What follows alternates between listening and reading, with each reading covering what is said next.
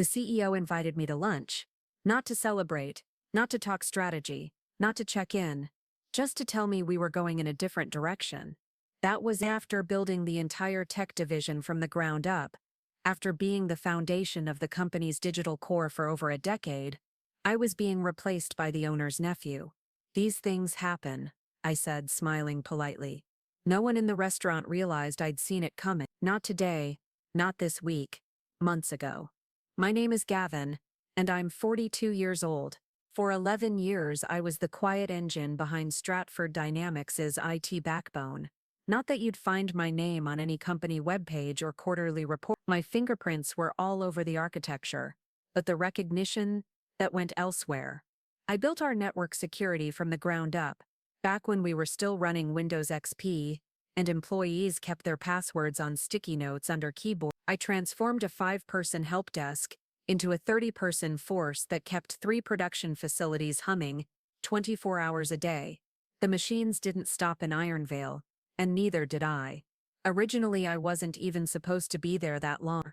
I took the job as a temporary distraction, something to keep my mind occupied after my divorce from Mara. It was just supposed to be a reset, a transitional gig, but I turned out to be good at it.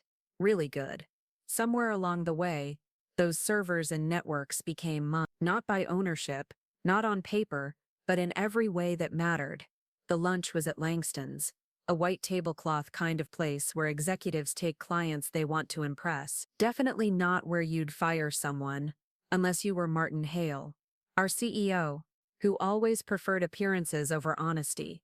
Gavin, you've been invaluable, Martin said, slicing into his steak. But we need fresh perspectives. Someone with vision for where tech is heading. Translation. We found someone younger and cheaper, someone who won't resist when the board makes questionable decisions. That someone was Jasper Kent, the owner's golden nephew, fresh out of MIT, degree in digital transformation, the kind of person execs talk about at parties they invite each other to. I nodded slowly and took a sip of water. Who's handling the transition? Martin's shoulders relaxed. He'd been bracing for an outburst. You'll have 6 weeks. We'll announce the change after the quarterly all hands. He passed me a non-disclosure agreement across the table, right between our half-eaten entrees. I signed it before dessert arrived, smiled, shook his hand. I told him I understood, because business decisions had to be made. Back at my desk, I noticed the change right away. My admin credentials had already been downgraded. My name removed from the leadership team email distribution. The decision hadn't been made at lunch. It had been made weeks ago, probably longer. That night, I couldn't sleep. It wasn't just anger, though I had plenty of that. And it wasn't fear about finding a new job. It was what I'd seen in the server logs. Something no one else had flagged. Subtle, quiet, but there. 3 months ago, I'd noticed small, unauthorized access attempts coming from an IP address tied to the executive floor. Someone had been poking around in areas they shouldn't even know existed, digging into my documentation, my custom protocols, my contingency systems. They weren't just replacing me. They were dissecting me. She'd been accepted into a prestigious graduate program, and I didn't hesitate to leave my solid security position in Northcrest to support her. We were young, ambitious, and full of wild hope. The divorce hit like a freight train. 7 years of building a life together, and then one day there were papers on the kitchen counter. No screaming, no betrayal, just a quiet implosion. We want different things, she said. I found myself sleeping on my brother's couch.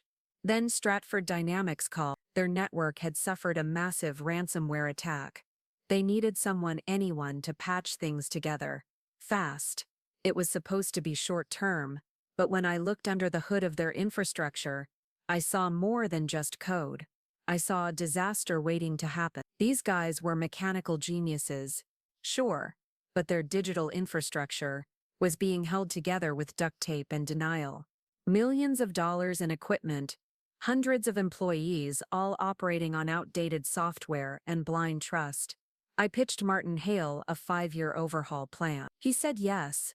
For 3 years, I barely saw the sun. I rebuilt everything from the ground up. Network systems, server architecture, physical security. backup protocols, training regimens. When the Northeast blackout hit, we were the only regional facility to stay operational. The board noticed, my budget tripled. I hired a team, sharp, loyal people like Talia, who quickly became my right hand, and Eric, who could debug code in his sleep. We weren't just IT anymore. We were the heart of Stratford's promise, delivery without delays, uptime without exception. At the company holiday party in 2019, Charles Denton, the majority owner, shook my hand. "You modernized us," he said. "We couldn't have expanded without your systems." For a moment, I let myself believe I'd found my place. The first crack appeared last September. A random consultant popped in one morning, asking about systems I'd designed myself. When I asked who authorized the audit, he mentioned the executive team, then changed the subject. Soon after, my access to board meeting minutes disappeared from the shared drive.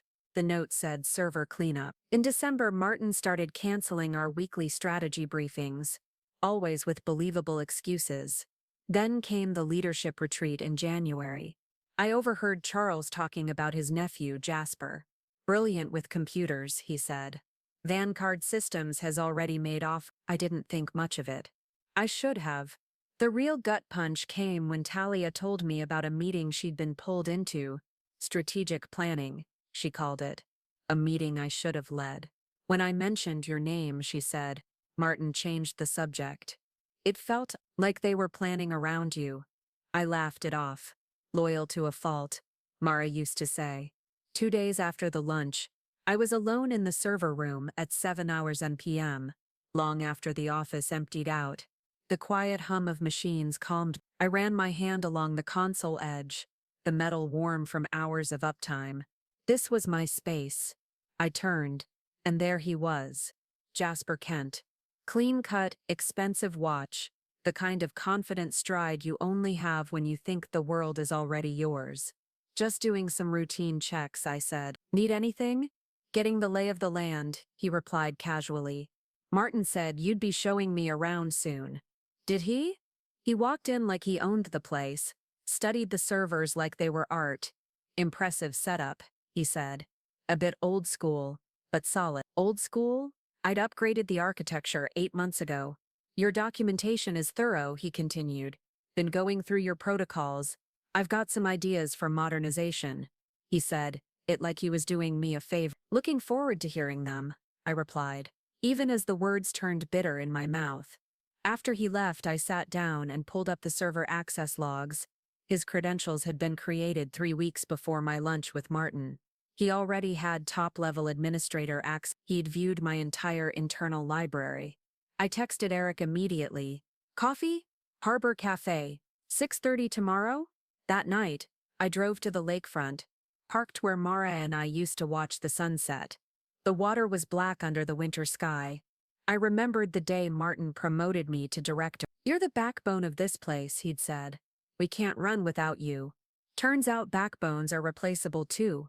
Eric was waiting for me at Harbor Cafe the next morning. He looked exhausted. I didn't waste time. "They're phasing me out," I said. He nodded.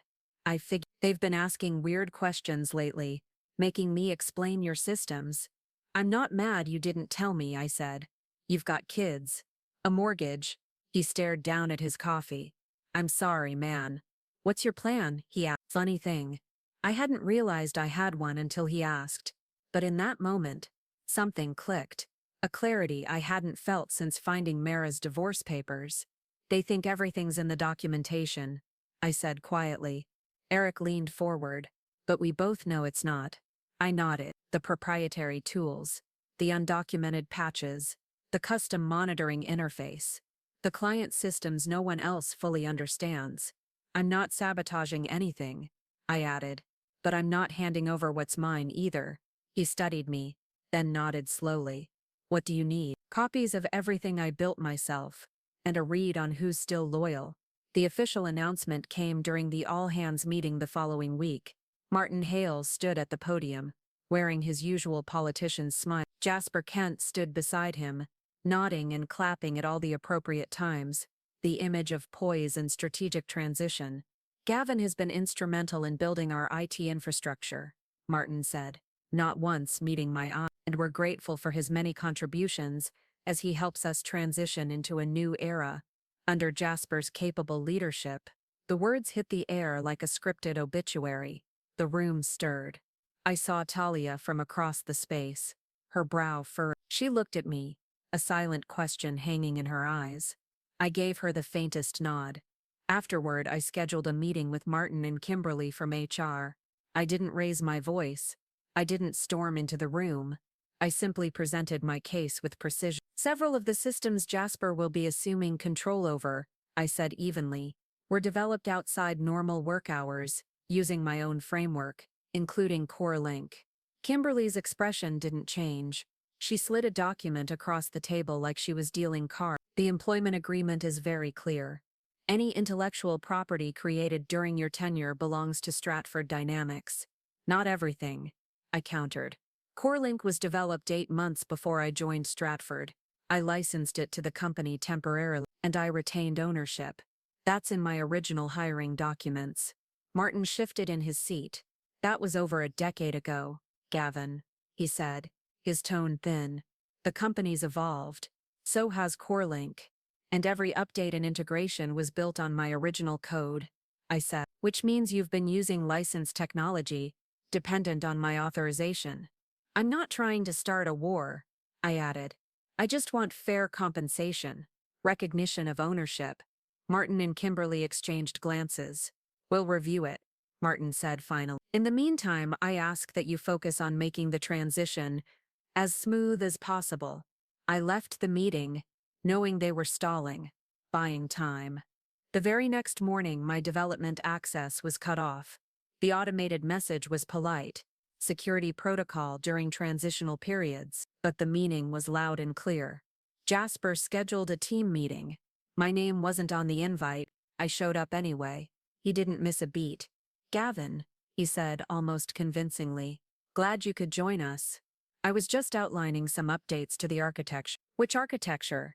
Exactly, I asked, leaning against the doorframe. The system supporting the production floor, he said. We're planning to streamline. I folded my arms. Those systems were designed to prevent equipment failures under load. They're custom-built for our machines. He smiled, like I'd just confirmed his point.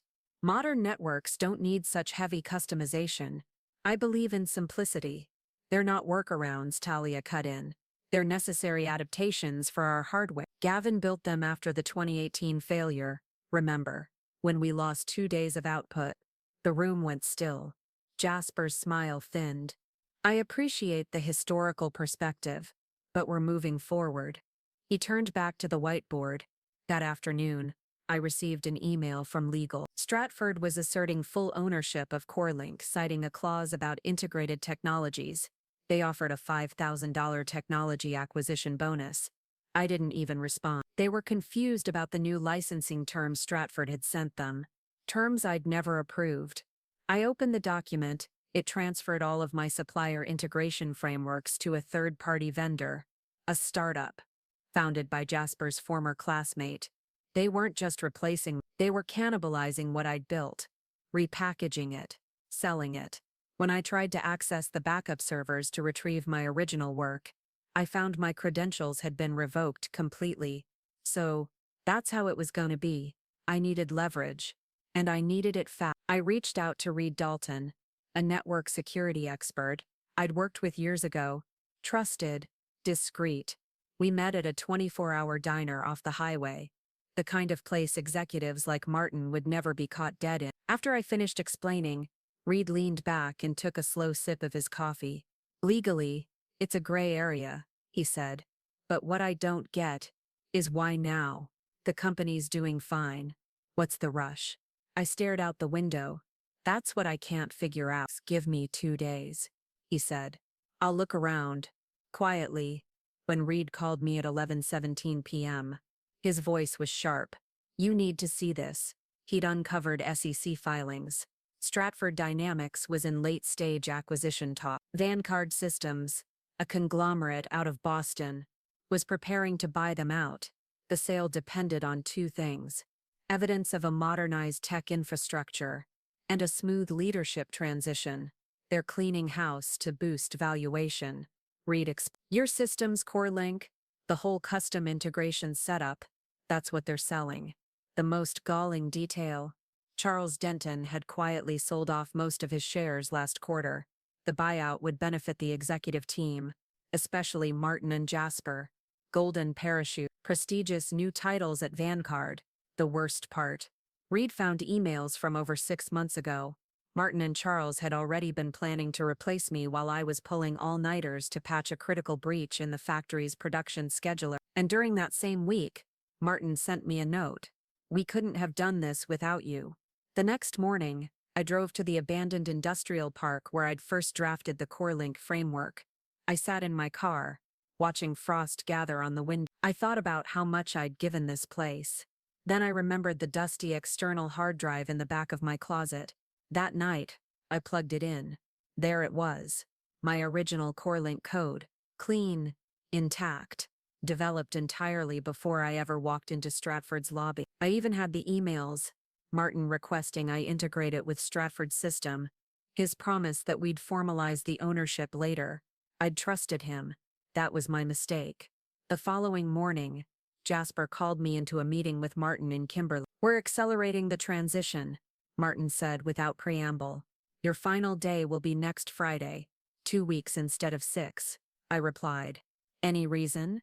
"Jasper has shown remarkable initiative," Kimberly answered. "And frankly, Gavin, your attitude hasn't encouraged a smooth handoff." I nodded. "Understood." Jasper leaned forward. "We'll need complete documentation and training modules delivered by Wednesday." "Of course," I said, my voice calm. "And the CoreLink ownership issue." Martin's expression darkened.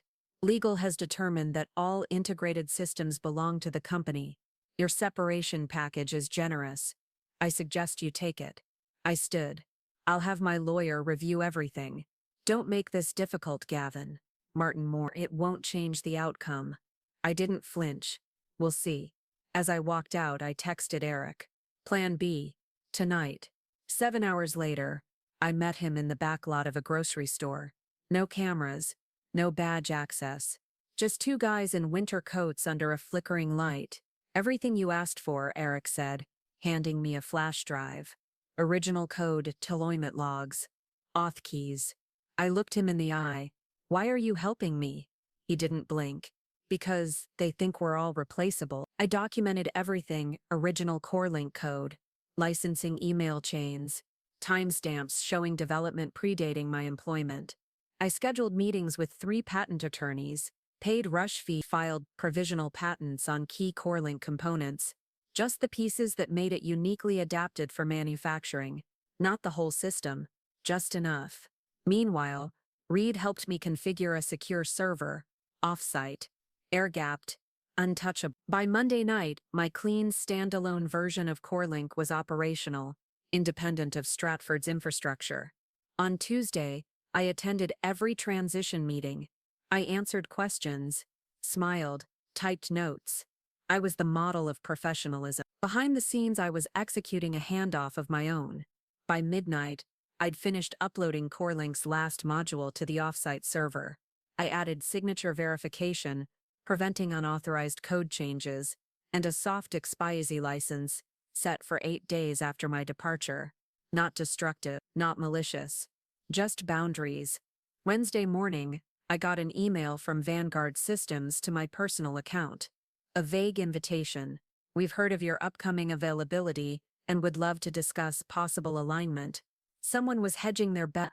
I forwarded it to my lawyer, then called Elliot Ford, Vanguard's VP of Operations, suggested we meet after my official departure. He agreed without hesitation. That night I sat with Talia in my office. She looked pale. "He's been asking if my role is essential," she said. "I think I'm next." I slid an envelope across my desk. "If anything happens this week, open this. It explains everything." She nodded once. No hesitation. Completely. By Thursday morning, I'd locked in every detail of the escape plan. That afternoon, Jasper summoned me into his office. His tone was casual, but his eyes were alert. "Some of the team members say you've been off lately," he said, motioning for me to sit. Anything I should be aware of? I shrugged. Just focused on wrapping things up. He tilted his head. We're resetting all system passwords after your departure tomorrow. Standard protocol. Makes sense, I said evenly, though it won't affect the core functionality of CoreLink. His brow furrowed. Me, just that the system's designed to remain stable under any credential refresh. That's part of the beauty, isn't it? There was a long pause.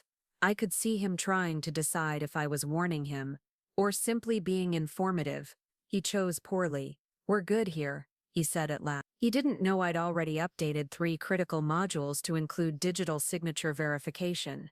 If the system code was altered, CoreLink would detect it and respond accordingly, not by crashing, just by limiting function until reauthorization. I wasn't shutting them down, I was giving them a choice. The next morning, Friday, I turned in my badge, sat through the final HR session, declined the awkward lunch Jasper had organized. I could feel Martin Hale's relief as I signed the exit paperwork. As I stepped outside into the cool spring air, Eric called. They changed all the passwords, he said. I nodded to myself. Thanks for the heads up. What now? Now we wait. I spent that weekend at home, slept in, ignored every call from unknown numbers, took long walks near the lake. I hadn't felt this grounded in years. Then on Monday morning, 9:17 a.m., to be exact, just as the production floor ramped up to full operation, the first alert went off. Every system running CoreLink at Stratford Dynamics displayed the same quiet message. License expired.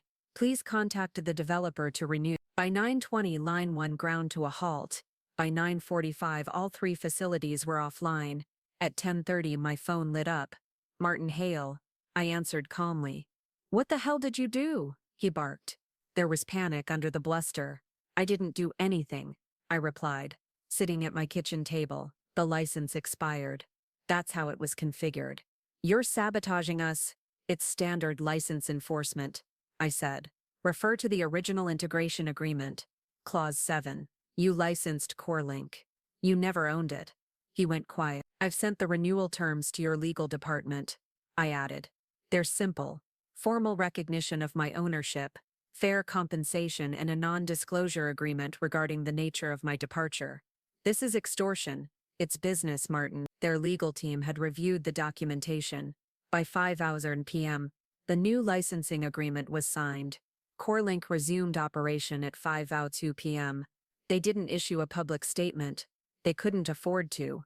The board needed the acquisition to go through. 3 days later, I sat in the sleek downtown office of Vanguard Systems, across from Elliot Ford, the VP of Operations. He slid a contract across the table. We're still moving forward with acquiring Stratford, he said, but we'd like you to lead the technical integration as a consultant. The offer was generous. Double the pay I'd earned at Stratford, complete autonomy over my hours, remote work options, no formal title, no performance reviews, freedom. What about Jasper? I asked. Elliot's smile faded slightly. Mr. Kent will be pursuing other opportunities. I signed the contract before the coffee in my cup had cooled. 2 weeks later, Eric called. They let Jasper go yesterday. Quiet exit, no announcement. The reason: 3 of our biggest clients threatened to pull their contracts. System failures delayed production schedules. They lost confidence. I felt no glee, just a quiet finality. Martin Hale retained the CEO title after the acquisition, but it was ceremonial now. He had no authority, no budget. His office was relocated, far from decision-makers, down a hallway no one walked by. Somehow, that felt worse than being fired. With the first payment from my consulting agreement, I put a down payment on a cabin near the lake. Nothing flashy, just quiet, just mine. A place to watch the sunrise again. Talia joined my new consulting team 3 months later. Then Eric followed. Before long, half of my former department was working with me, not for me. Partners. Equals. We didn't call ourselves a company. We were just a group of people who knew how to build things that worked. We took on select clients, companies that actually respected people who kept things running behind the curtain. About a year later, I was having dinner downtown. Nothing fancy, just a corner table at a local Italian place I liked. When I saw Martin Hale walk in, he hesitated when he saw me, turned halfway, then changed his mind and walked toward my table. "You won," he said, his voice thinner than I remembered. I studied him, the wrinkle at the edge of his eyes, the rumpled collar, the way he held his shoulders, like he was tired all the time now. "It wasn't about winning," I said. "It was about knowing what I'm worth." He nodded once, then turned and walked away. I sat there for a long time, watching the lights of the city flicker across the water, thinking about systems, the ones we build, the ones we let collapse, and the ones that endure, even when everything else falls apart. This story is a powerful reminder that knowing your worth and protecting what you've built isn't arrogance, it's survival.